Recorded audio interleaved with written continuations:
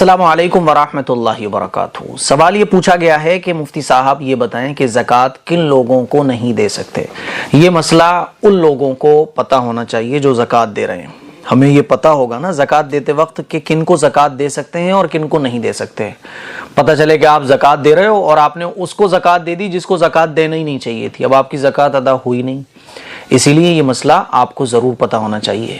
تو میں آپ کو بتا دیتا ہوں کہ وہ لوگ جن کو زکوٰۃ نہیں دے سکتے، کیونکہ یہ 5 لوگ ہیں، ان 5 لوگوں کو آپ زکوٰۃ نہیں دے سکتے، اس کے علاوہ جتنے بھی لوگ ہیں آپ ان کو زکوٰۃ دے سکتے ہیں۔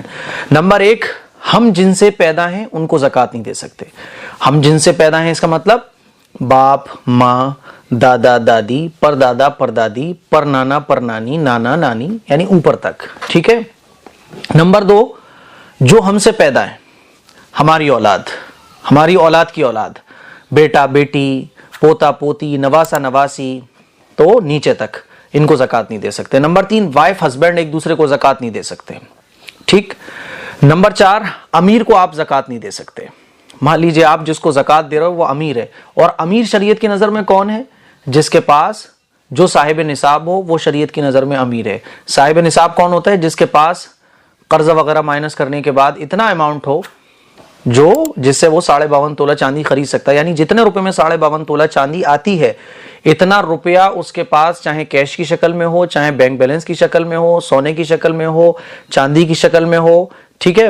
اس کا جو بزنس ہے اس میں اتنا سامان ہے کہ جو نصاب کو پہنچ رہا ہے، تو ٹوٹل ملا کے اگر اس کے پاس یہ 4 چیزیں ملا کے اس کے پاس اتنا اماؤنٹ بن رہا ہے جس سے وہ 52.5 تولہ چاندی خرید سکتا ہے، تو وہ صاحب نصاب کہلائے گا۔ تو جو امیر ہے، جو صاحب نصاب ہے، اس کو آپ زکوٰۃ نہیں دے سکتے۔ اسی لیے جب بھی زکوٰۃ دیں تو اچھے طریقے سے اس بات کی تحقیق کر لیں، ٹھیک ہے۔ اچھا، نمبر 5، غیر مسلم کو آپ زکوٰۃ نہیں دے سکتے۔ غیر مسلم کی آپ ویسے ہی ہیلپ کرتے ہیں، لیکن زکوٰۃ جو ہے یہ صرف اور صرف مسلمانوں کا حق ہے۔ زکوٰۃ کا جو اماؤنٹ ہے وہ آپ غیر مسلم کو نہیں دے سکتے۔ ایک اور ہے، نمبر 6، سید کو زکوٰۃ نہیں دے سکتے آپ، ٹھیک ہے۔ تو ان 6 لوگوں کے علاوہ جتنے بھی لوگ ہیں آپ ان کو زکوٰۃ دے سکتے ہیں۔ اپنے بھائی کو دے سکتے ہیں، اپنی بہن کو دے سکتے ہیں، خالہ کو دے سکتے ہیں، ماموں کو دے سکتے ہیں، ساس کو دے سکتے ہیں، سسر کو دے سکتے ہیں، سالے سالی کو دے سکتے ہیں، دیور کو دے سکتے ہیں، ٹھیک ہے۔ اس کے علاوہ جتنے بھی رشتے ہیں آپ ان کو زکوٰۃ دے سکتے ہیں۔ تو مجھے امید ہے اب آپ کو پتہ چل گیا ہوگا کہ کن کو زکوٰۃ دینا چاہیے اور کن کو زکوٰۃ نہیں دینا چاہیے۔